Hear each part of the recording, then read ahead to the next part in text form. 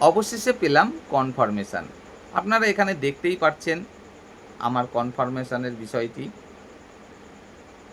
এটা হুগলি ডিপিএসসি থেকেই কিন্তু দেওয়া হয়েছে, কারণ আমি হুগলিতেই বর্তমানে কর্মরত রয়েছি। তো যাই হোক, 2024 সালে যে সমস্ত শিক্ষক শিক্ষিকারা বিভিন্ন বিদ্যালয়ে জয়েন করেছেন, আশা করি আপনারা অনেকেই কনফার্মেশন আগেই পেয়ে গেছেন, কিংবা অনেকে প্রসেসিংয়ের মধ্যে রয়েছেন। আর যারা এই বিষয়টি নিয়ে এখনও কিছুই জানেন না, তাদের উদ্দেশ্যে জানাতে চাইব, এই বিষয়টা নিয়ে একটু এসআই অফিসে আপনারা খোঁজখবরটা রাখুন। কারণ এই কনফার্মেশন যে চাকরি 2 বছর কমপ্লিট হওয়ার পরে হয়ে থাকে, এটা আপনারা প্রত্যেকেই জানেন। কিন্তু এখনও পর্যন্ত না আপনি কনফার্মেশন লেটার পেয়েছেন, না এই বিষয়টা নিয়ে এসআই অফিস থেকে আপনাকে কিছু জানানো হয়েছে, কিংবা আপনার হেড টিচার কিছু যে জানিয়েছে তেমনটাও নয়। তো অবশ্যই আপনি এসআই অফিসে এই বিষয়টি নিয়ে কিন্তু একটু খোঁজখবর নিন যে স্যার আমাদের সাথে জয়েন করা বিভিন্ন জেলায় তো অলরেডি কনফার্মেশন দিয়ে দেওয়া হয়েছে, তাহলে আমাদেরটা কবে হবে? একটু জানতে তো অসুবিধা নেই, তাই না? একটু খোঁজখবর রাখুন। এই কনফার্মেশনের জন্য একটা কিন্তু আপনাকে আবেদন করতে হবে।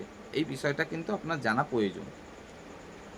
আপনি একটা ফরম্যাটে যখন আবেদন করবেন এই কনফার্মেশনের জন্য, তারপরে খুব বেশি দিন সময় লাগার কথা নয়। হ্যাঁ, বিভিন্ন ডিপিএসসির ক্ষেত্রে কম বেশি সময় লাগতেই পারে। কোথাও হয়তো 15 দিন লাগলো, কোথাও হয়তো 1 মাস বা 2 মাস লাগলো। এটা হতে পারে। কারণ মানুষই তো কাজ করে। কোনো ডিপিএসসিতে দেখা গেল বেশি কর্মচারী রয়েছে, কোথাও কম রয়েছে। কোথাও কোনো আপনি যখন আবেদন করলেন তখন ছুটি-ছাটা বেশি থাকতে পারে। এরকম নানান বিষয় তো অবশ্যই এখানে কাজ করে। তো যাই হোক, একটা আবেদন কিন্তু আপনাকে করতে হবে। ফরম্যাটটা আপনাকে এসআই অফিস থেকেই দেয়া হবে, এবং একটা সাদা A4 পেজে একটা আবেদনপত্র আপনাকে লিখতে হবে যে আমি আ অমুক এত তারিখে আমি অমুক বর্তমানে এই বিদ্যালয়ে কর্মরত অবস্থায় রয়েছি। আমি এত তারিখে উক্ত বিদ্যালয়ে জয়েন করেছিলাম এবং এত তারিখে আমার 2 বছর কমপ্লিট হয়েছে।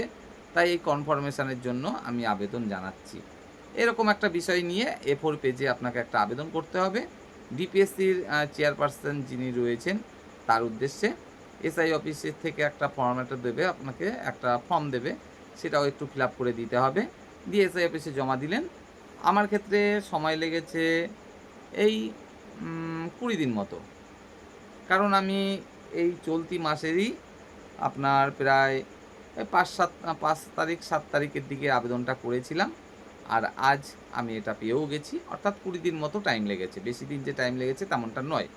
তো যাই হোক, আমার সাথেই যারা জয়েন করেছেন প্রাথমিক বিদ্যালয়ের শিক্ষক বা শিক্ষিকা হিসাবে ২০২৪-এ, তো তাদের প্রত্যেকের উদ্দেশ্যে জানাতে চাইব, যদি কনফার্মেশন পেয়ে থাকেন তাহলে খুবই ভালো।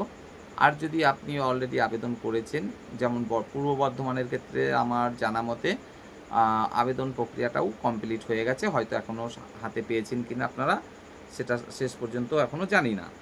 তো অনেক ডিপিএসসির ক্ষেত্রে হয়তো এরকমটা হতেও পারে যে এখনও আবেদনের প্রক্রিয়াটাও করা হয়নি। তো অবশ্যই এসআই অফিসে আপনারা খোঁজ রাখুন।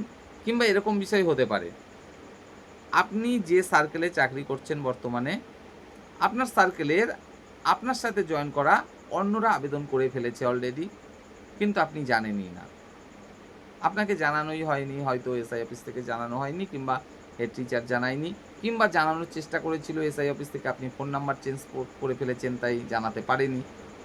আবার আপনার হেড টিচার জানায়নি বা জানাতে ভুলে গেছে। ফলে আপনার আবেদনটাই করা হয়নি কনফার্মেশনের জন্য। তাই এরকম যদি কিছু হয়ে থাকে, আপনি এসআই অফিসে যোগাযোগ করুন। এই তো আমার ক্ষেত্রে 20 দিন মতো টাইম লাগলো। আপনাদের ক্ষেত্রেও আশা করি এরকমই টাইম লাগবে।